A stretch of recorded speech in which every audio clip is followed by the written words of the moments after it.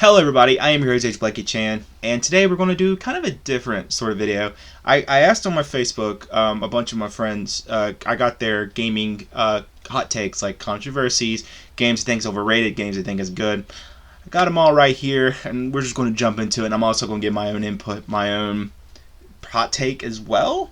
Maybe we might disagree, maybe we won't agree, but let's find out. Zelda Breath of the Wild, an amazing adventure game filled with great story and plenty of content, should not have been a Zelda game. Nintendo rewrites the rules for Zelda games every time, but I think they went too far this time. Don't at me. See, my problem with this statement is that everybody's definition of a Zelda game is different.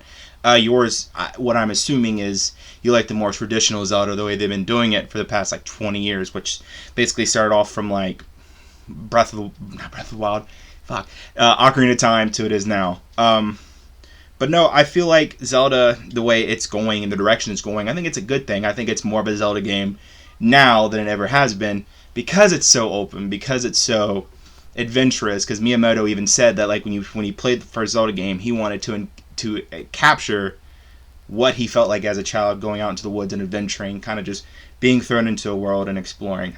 I kind of get what you're saying.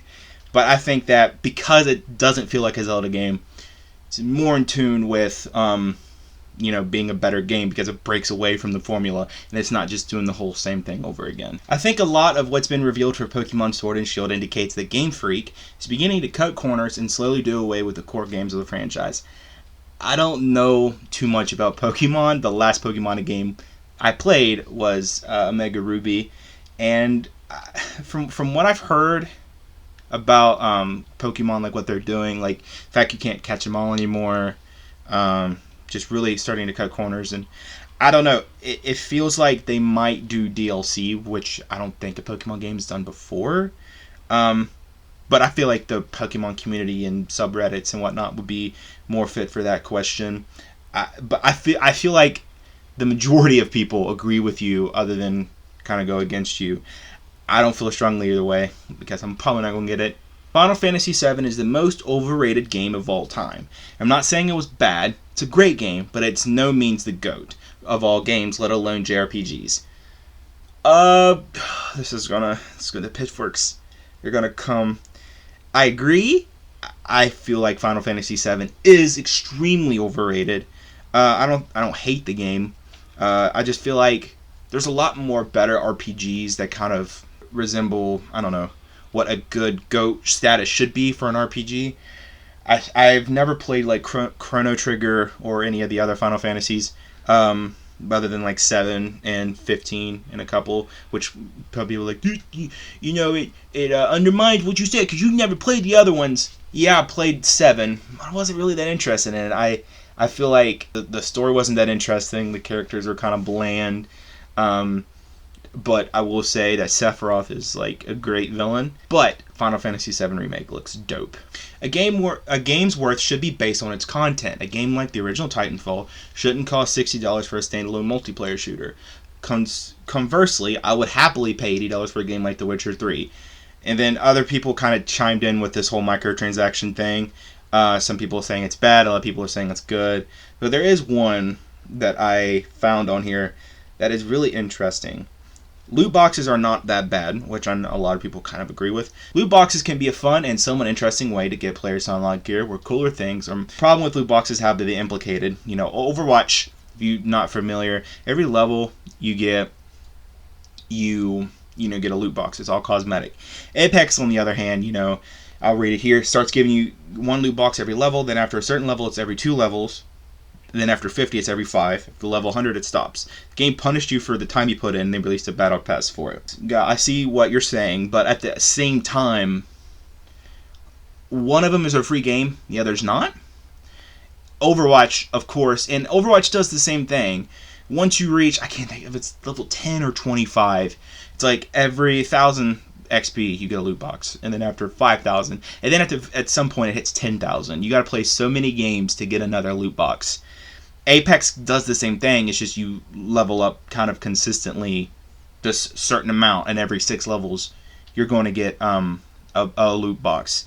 Like I was saying before, Apex is free, so EA, of course, they got to make money somehow. Respawn's got to make their money back somehow.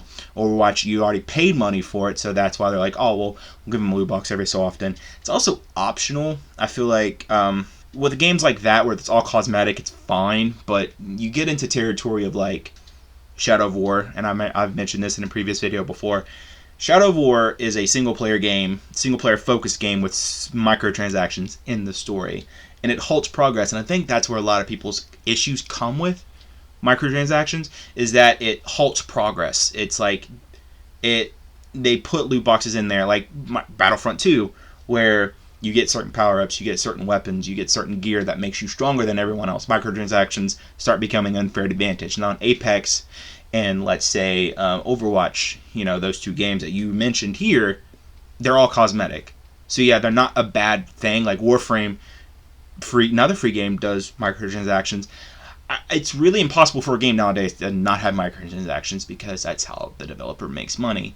But your argument saying that Apex Legends punishes you for time you put in, I see the point you're making, but I don't think it's like, oh, well, you're punished after level 50. No, it's like encouraging you to buy loot boxes, which is a shady practice, which is, I feel like that's kind of how you meant it, was like it's more shady. But I don't think a game is punishing you per se. I think that, they're trying to make you buy the loot boxes. Horizon Zero Dawn should have been a good game, but it wasn't for me. I found it tedious and boring for the most part. I played Horizon Zero Dawn. I played through it like once or twice. My girlfriend played through it and I watched her. And I gotta say, I don't even think it's a bad game. I kind of see where you're talking about, where should have been a good game, but it wasn't. I think it's a good game. I don't think it's a fantastic game like everyone else says it was. I wasn't hooked. Like, I feel like other open world games do it better, but I will say, like, the open world aesthetic of, post-apocalypse, dinosaurs, robots, it's a good combo. It's like Far Cry Primal, but better. So, yeah, like, I agree. Minecraft is crawling back to the spotlight, and it's awesome. I agree. I love Minecraft. I used to play it more back when I was younger than I do now. But Minecraft is just one of those games where you can just sit down, you just lose yourself in the world for like hours on end. Trails of Cold Steel 1 and 2 are the most underrated JRPGs ever made. I've never heard of these. I'm not a big JRPG guy. I enjoy some of them. I've never heard of these, so I guess you're right. They are the most underrated, as in no one's heard of them before. There's a shout out if anyone wants to. Ashley, she promotes it. Go out and buy it. Kingdom Hearts 1, 2, and 3 are some of the most overrated games of all time. They more pander to childhood memories than actually having a compelling and adventurous gameplay. How you gonna do that? How you gonna say something so controversial yet so brave? You hit me in my childhood. You hit me in my nostalgia. I don't think I can forgive you for that. Now, that being said, I think Kingdom Hearts 1 and 2 are vastly better than 3. I think 3 is not a terrible game, but I just think it's, compared to 1 and 2, I feel like they're worse. But I think it's more the people that grew up with the game. I think that's kind of, it's like Ocarina of Time. Yeah, it's really dated, and it doesn't really hold up like technically, but I feel like where a lot of people grew up with it, it's their favorite. I feel like Kingdom Hearts 1 and 2 and 3 even kind of fall in that realm of nostalgia overtakes everything else. I don't think they're overrated, because no one was talking about Kingdom Hearts until 3 came out. But a lot of you didn't even know there was like 2 to 3 games on the DS. Overrated. I will end your life right now. Skyrim is by far one of the best games ever created.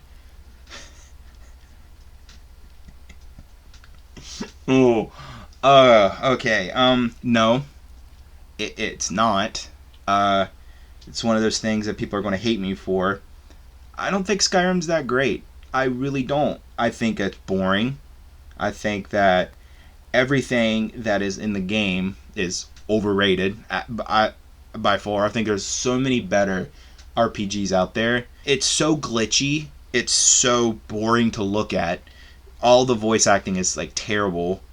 Yeah, there's some interesting side missions every once in a while, but other than that, like, what else is there? It's okay to be wrong sometimes. What? Nothing. This is my opinion. Physical game media makes zero sense in today's gaming climate. It satisfies a collector's mentality and nothing more. I feel like that's where gaming is headed toward. It's headed toward more of a streaming. It's headed toward more digital only. The problems with all this is that, they promise, like, oh, gamings will be cheaper. I don't think they will. I think it'll basically be the same price. Maybe it might eliminate some issues, like it might eliminate microtransactions because they don't have to worry about manufacturing costs and shipping costs. But I think the problem with fit digital and not physical is two things. One, not everyone has a very strong internet connection. That's all over the country. If America, where I'm from, if they had a bill and I was like, hey, you can't go below this percentage. You cannot go below this download speed. Then maybe I can see it. And also, I wish these stores that promote online would have a refund policy. Like, I don't want to put time into Mad Max and then regret it 10 hours in and can't return it because you bought it digitally. I have a friend who bought Battlefront 2 and was like wanting to trade it. And Sony was like, oh, well, since you already downloaded it, you can't return it. I think that's kind of shitty. I think it's very, messed up. If they tweak their refund policy, kind of like how GameStop does, where it's like, yeah, we can't give you all your money back, but, we'll give you $40 for a $60 game. I think more people would be understanding. Hell, I think even Steam gives all your money back. Do what Steam does. But it is the future. I know we're headed toward it. I think there's just some minor tweaks and minor details that need ironed out. Real-time strategy games are one of the best genres in gaming if you can avoid a toxic community. I didn't really know this was up for debate. I mean, I think a lot of real-time strategy games are revered in competitive gaming, but I do see the whole toxic community. I didn't really know that a lot of the RTS communities were toxic. And if you're counting MOBAs, then yeah, definitely. I know that's not really the same thing, but it's online. Like Dota 2 is absolute garbage and cancer. League is the same way. But I've never heard of StarCraft having a really bad community. I never really heard of Civ or XCOM really having a bad community. I think it also kind of falls in line of with games like XCOM where it's very hard. Kind of falls in line of Dark Souls where you get a branch of people that are like, oh, this game's really easy, or it's really easy if you know what you're doing, compared to, oh, we'll get good, scrub. I think that you're just going to get bad communities everywhere. But I do agree. I think RTS is really good. It's a fantastic genre. GTA isn't all that great. It's clunky and it doesn't do anything that some other open world games don't. Many other ones are better when it comes to story and gameplay. I disagree because I think it just depends on what your taste is. You say it's clunky, but I feel like GTA really panders to more the realistic group. And there's obviously it can't happen today, but I feel like it more falls in line of realism. And it's the story, if you don't take it seriously, it's really great. Open world, saying that some other open world games don't, they all kind of do the same thing. Horizon does almost the same thing as Far Cry Primal does. Red Dead Redemption, GTA, it just depends on the developer. The Witcher, all these things, they all kind of do the same thing. It's just what your taste is. I really like GTA. I think it's great. I think it's just a lot of fun to play. Fallout 76 is a burnout, especially when they slaughtered PvP and made it all rainbows and ponies. I didn't know that they went all rainbows and ponies. I thought it was a post-apocalyptic setting.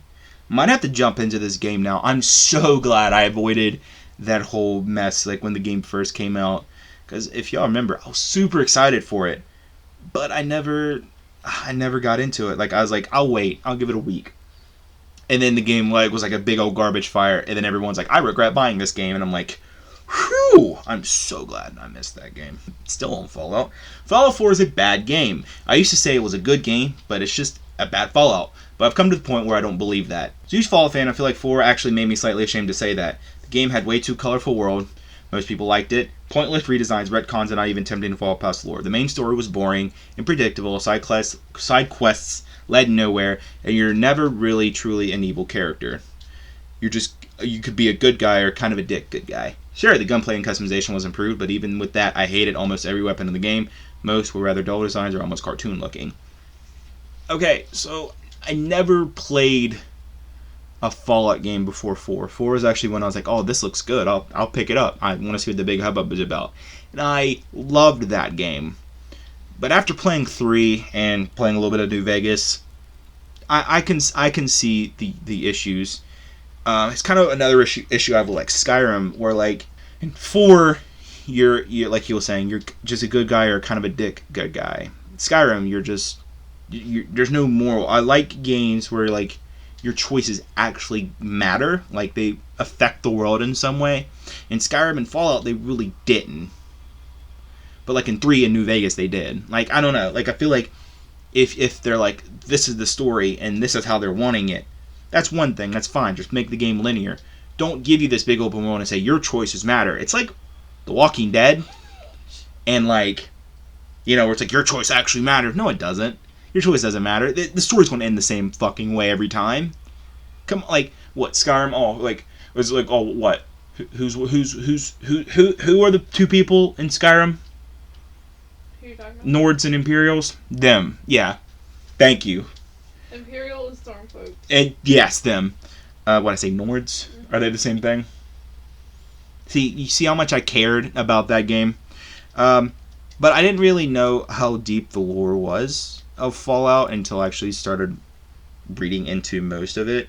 But also, I think you gotta also consider that each game in the Fallout franchise is different. It's like, it's an anthology series in a way. But yeah, it's like compared to 3 and New Vegas, it's nowhere close. It's leagues below it. But I still like the game a lot. And finally, Until Dawn, Detroit Become Human. Guys, thank you so much for sitting with me, however long this video is going to be, 13, 15 minutes. I enjoy doing this. I was like, when I asked this question and I just saw all these people like just talking about games, it made me happy. It was like, this is so cool. And it was like, it made me, giddy. Like I was at work just reading through all these, like this is so cool, and I can't wait to get home and do this video because it's just so much fun. If you guys want to see more of this stuff, let me know down there in the comments below. Am I a bumbling idiot? Probably. Is there a point I missed? Do you disagree with me? I know some of you will. Am I right? Am I wrong? Please let me know down there in the comment sections below. And yeah, thank you guys so much for watching. If you like this video, leave a like, comment, whatever. And I will see you, I will see you next time. AgentBlackieChan, signing off. Nerf this.